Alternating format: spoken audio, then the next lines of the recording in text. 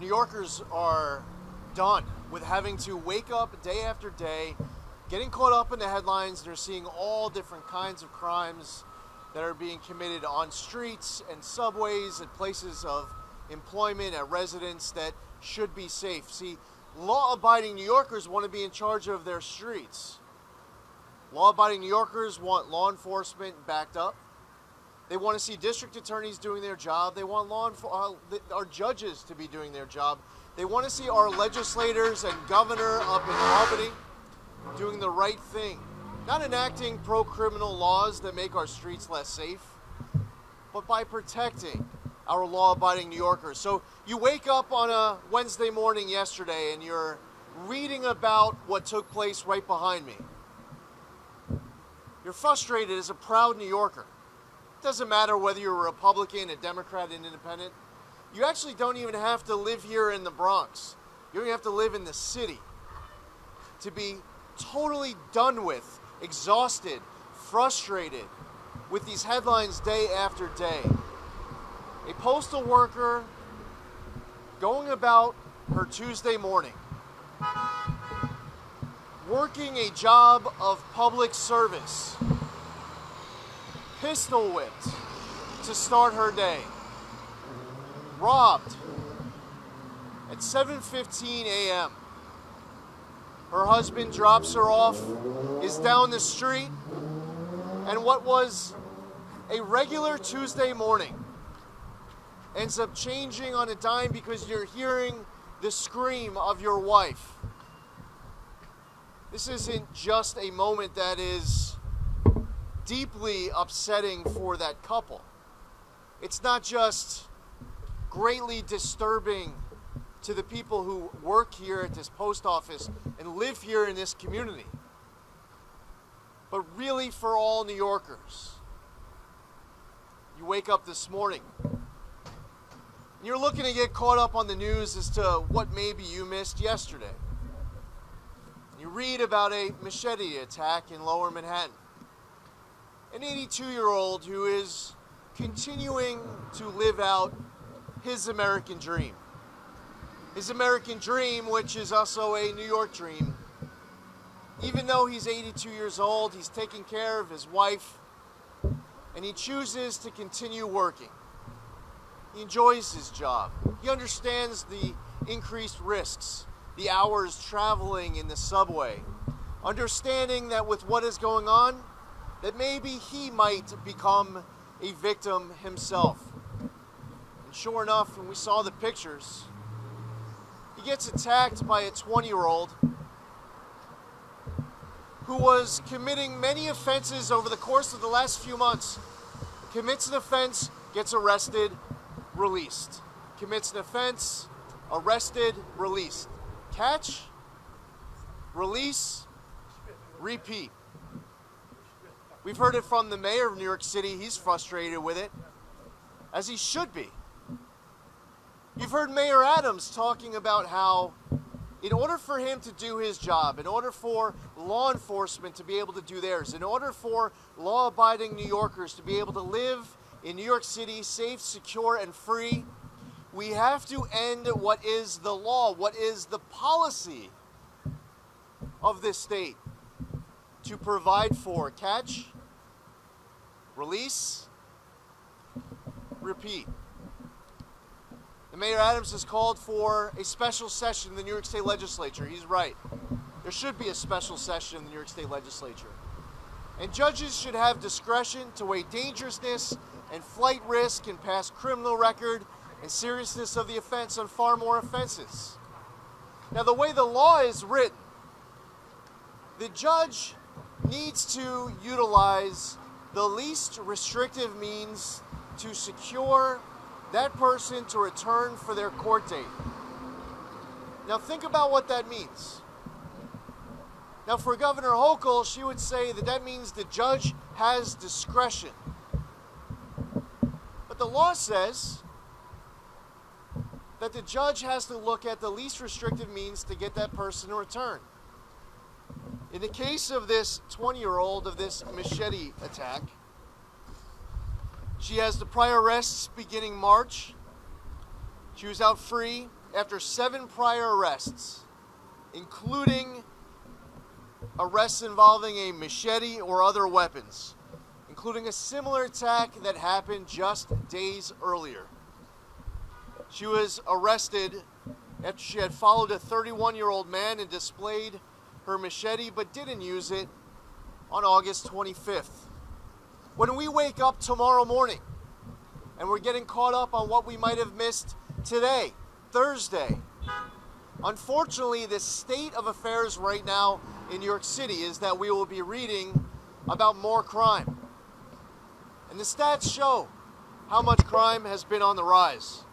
Year over year, NYPD crime stats show the crime in New York City increased by 26%. Robbery, burglary, and grand larceny all saw an increase of over 30%. And Kathy Hochul says she needs data to act. She needs stats in order to be able to act. Well, we have the data and we have the stats. And this data, these stats, is a Postal Service worker who got pistol whipped and robbed here on Tuesday. Those stats are lives. It's an 82-year-old who was attacked by a machete. And when we wake up tomorrow morning and we're reading the headlines to get caught up on what we missed today, that story, that stats, that data, these are lives. I've called on Governor Hochul to debate. We're now post-Labor Day. She has not yet accepted any debate request. Now, if you're Zach Fink at NY1 and you call up Governor Hochul and you say, Governor Hochul, I was with Congressman Zeldin earlier today and he pointed out that he's been challenging you to these 5 debates for a while. And he says that we should have at least 2 debates in the New York City media market, at least 1 in the Capital Region media market, at least 1 in the Rochester or Buffalo media market, and at least 1 in the rest of the media markets. Congressman Zeldin says that he'd be willing to debate you in every media market. He says that we should start them now because absentee voting is about to start. And right after that, just a few weeks later, early voting will start. The answer that Governor Hochul gives Zach Fink is that she looks forward to debating. Period. No where, no when, no how many. None of those questions will get answered. I think it's time for Governor Hochul to come to the reality that yes, she will lose by having a debate. The reality is she will lose even more by not having a debate. And it's time. We are post-Labor Day. Voters need to know where we stand on these issues before they vote on November 8th. Governor Hochul's MO is that you have to elect her in order to find out where she will stand on these issues at some point in the future. Now, Governor Hochul knows that we're here. I mean, she sends her people here to the press conference. So if she understands exactly what's going on here, and media follows up asking, Governor Hochul, when are we going to debate? What are we talking about? 3 p.m. on November 7th on a non-televised debate? Or are we talking about doing it right now, a live televised debate before the start of early voting? And right there at the top of the list, you could talk to Republicans, Democrats, Independents. You could be in the bluest counties of the state or the reddest counties of this state, and people want to know where we stand to fight crime. They want to know when they will be back in charge of their streets again. They want to see a government that backs our men and women in law enforcement. They want cashless bail repealed. They want district attorneys doing their jobs. They even want some of these lax DAs who are letting people out in cases where the prosecutor is asking for bail. What are you going to do about it? We're seeing corrections officers who are being attacked. The numbers are skyrocketing since the implementation of the HALT Act. We should be repealing the HALT Act. Kathy Hochul isn't even telling you, the media, the people of New York, what she wants to do about it. She did tell you one thing. her grand solution. Because the attacks on corrections officers are up. The attacks on other prison staff are up. The attacks on inmates are up. So them inmates. If we start calling them incarcerated individuals, problem solved. Well, let's debate that. I believe that congestion pricing is a bad idea. I'll do everything in my power to stop it. Kathy Hochul supports it. Let's debate it. I believe that cashless bail should be repealed and that judges should have discretion to weigh dangerousness and other factors on far more offenses. She said that there needs to be more data, and you have to elect her to find out what maybe her position could be in January. Let's debate it. I believe that law enforcement should keep their qualified immunity. Kathy Hochul, she's not speaking out on it. Let's debate it. There was just a vote this week by the wage board to reduce the overtime threshold for farmers from 60 hours a week to 40 hours a week. I oppose that change. Kathy Hochul's been silent. Our farmers want to know, where do we stand and what are we going to do about it? Let's debate it. I say that district attorneys should do their job, and when they refuse to enforce the law, they should be removed. Kathy Hochul says Alvin Bragg just got there. He's doing his job. Cut him some slack. Let's debate it. I believe that we should reverse the state's ban on the safe extraction of natural gas. Kathy Hochul doesn't. The Southern Tier is begging for it. And they have to look over it in Pennsylvania where they're allowed to tap into it. And they're seeing these communities prospering. They're seeing that none of that fear-mongering of why that ban had to be put in place is actually happening in any of these other states tapping into the same resource of the same shales. It would create jobs and generate revenue and revitalize communities and reduce energy costs. Let's debate it. See, we owe it to the voters of New York to let them know where we stand on the issues that are most important to them, the voters. One other thing I would address is that yesterday the governor announced that she was going to roll back the mask mandate on public transportation. Way behind the curve. I would have done that a long time ago. But people are asking me, well, what took Kathy Hochul so long? Why would she be so reluctant to make this change? Well, I'll tell you one reason. It's not stats and data. There's an election coming up on Tuesday, November 8th. That's why she's making a change. But the other problem is this. Here's the bigger problem for Kathy Hochul, is that every 30 days, she unilaterally extends her COVID emergency powers. She doesn't ask the legislature for permission. These powers are self-claimed. And in order for her to extend her COVID emergency powers for another 30 days, she has to claim that this is an emergency. She has to act. We're in the middle of a pandemic. Now, is this just some piece of paper with no power? No. If you're the Tabili family and you want to donate $300,000 to Kathy Hochul's re-election campaign, with Governor Hochul signing off on her COVID emergency powers, the state is able to give that company an over $600 million no-bid contract. New York has competitive bidding rules. But by Governor Hochul signing off on a 30-day extension, she's able to give a no-bid contract to one of her top campaign donors worth over $600 million. She wouldn't be able to do that if she can't sign off on a COVID emergency declaration, and she can't sign off on her COVID emergency declaration if she is admitting the reality of exactly where we are right now in this pandemic. I'm running for governor of New York to do my part to save this state. Kathy Hochul is running for a 4-year term to be governor of the state of New York for Kathy Hochul. I call on all New Yorkers of all walks of life. Even if you're a Democrat, you've always voted Democrat your entire life, You could be a proud, lifelong Democrat. You've never voted Republican. This is your opportunity to take back your city and your state. Let's work together and save New York. I'd be happy to answer any questions. As I'm sure you're aware, the NYPD statistics showed a 26% increase month to month from August 2022 compared to 2021.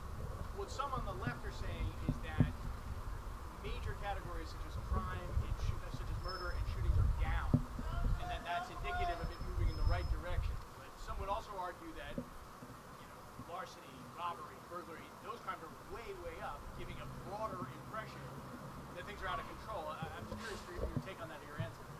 If you were to give the most generous, unthoughtful, spontaneous answer to that,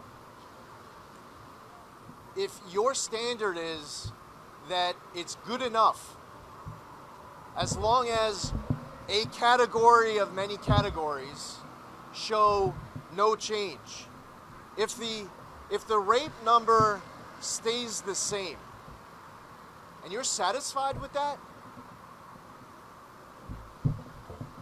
the fact is that so many different categories of crime right now are on the rise.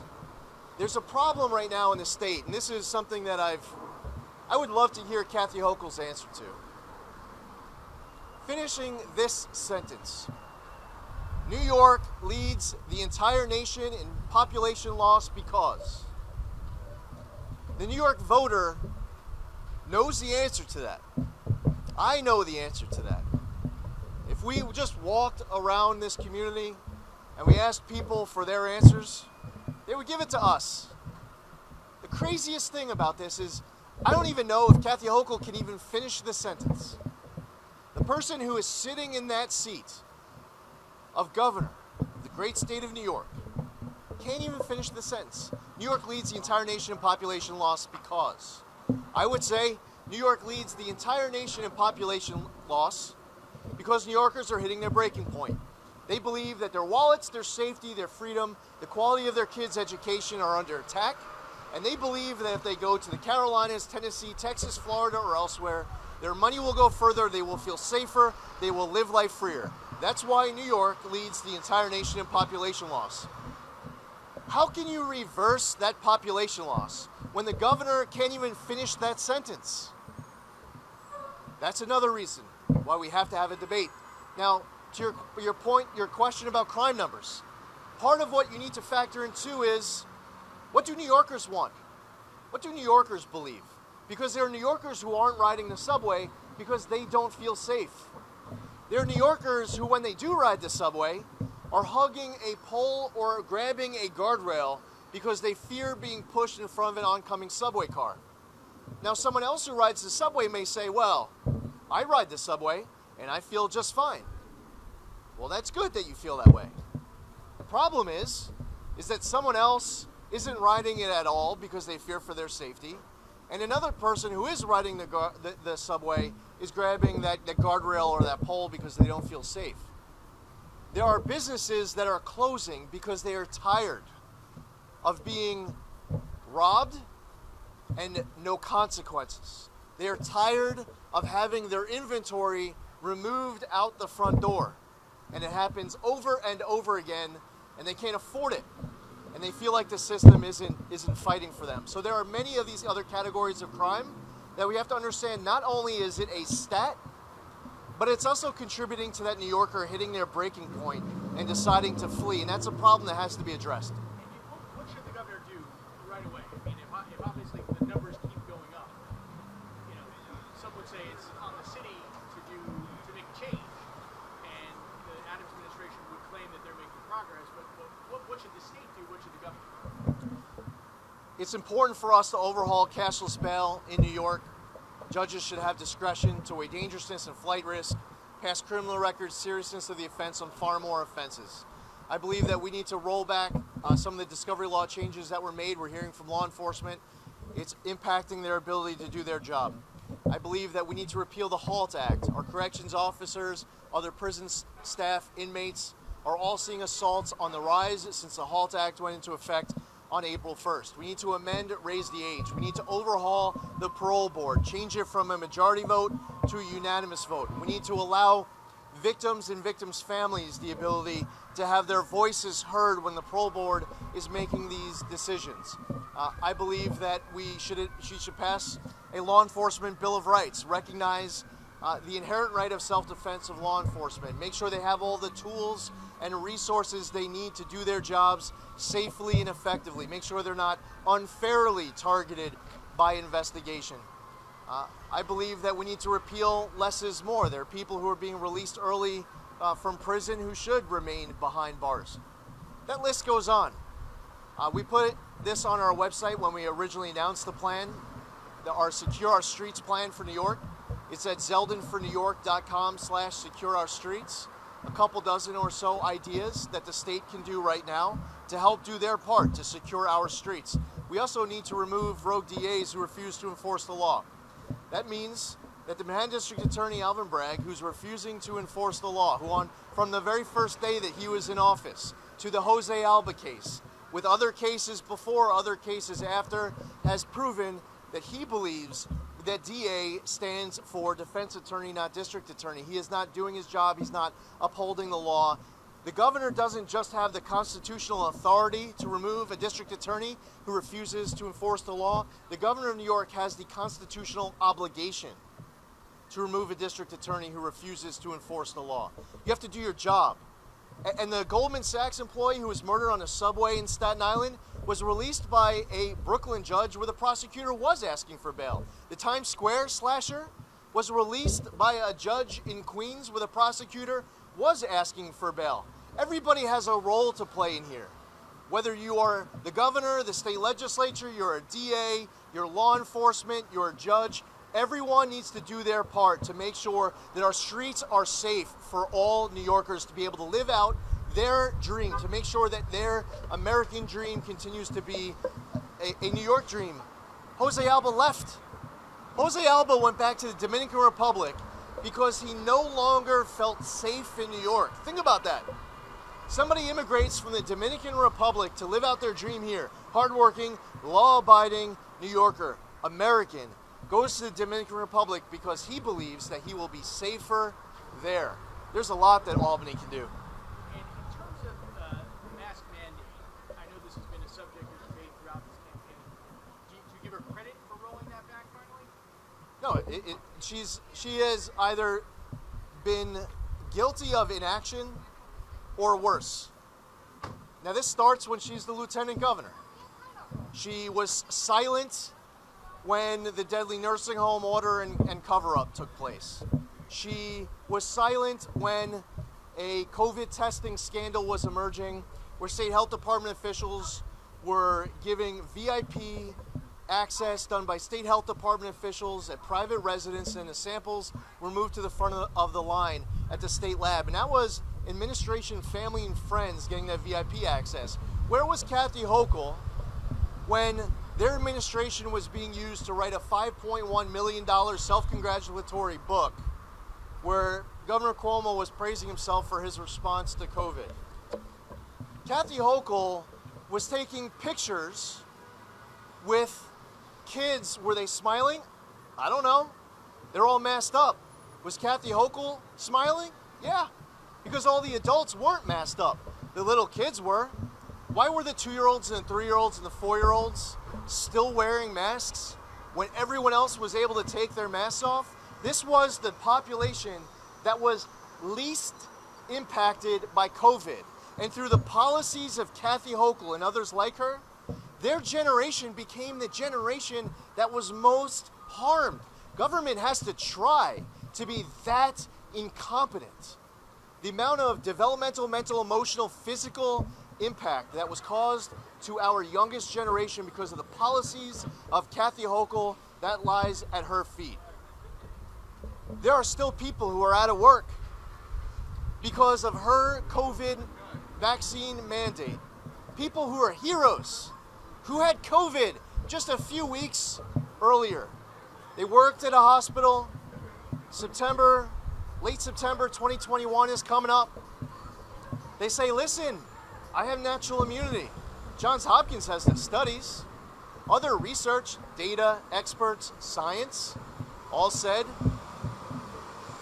that if you don't have COVID, but you get the vaccine, you have less protection than if you do get COVID and you don't get the vaccine. Now, if you want to get the shot, get it. If you don't want to get the vaccine, don't get it.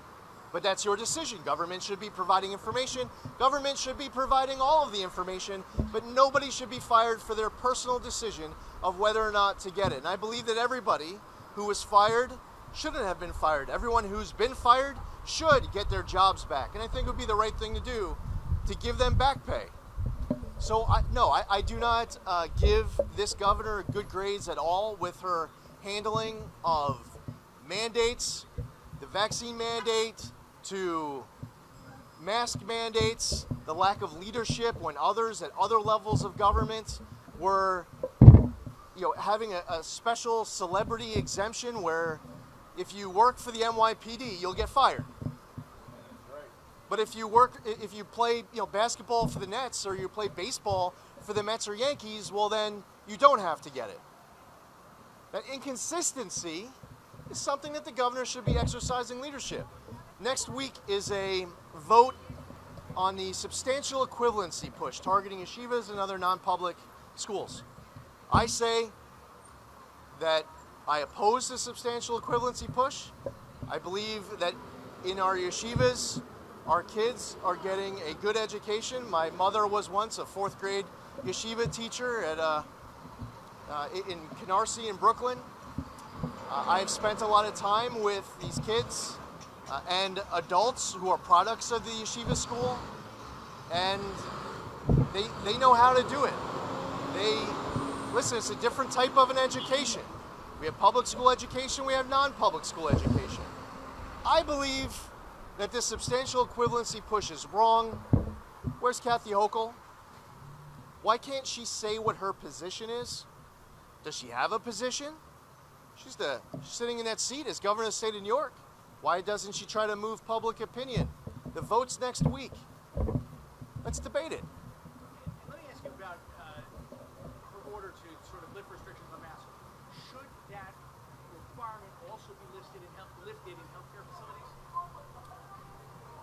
I don't believe that the government should be imposing any COVID mandates. No exception for hospitals?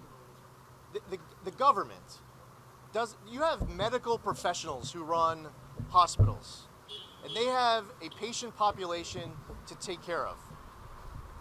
With all due respect to whoever the governor is now, who the governor was, who the next governor will be, and the next governor after that, unless you're a medical professional,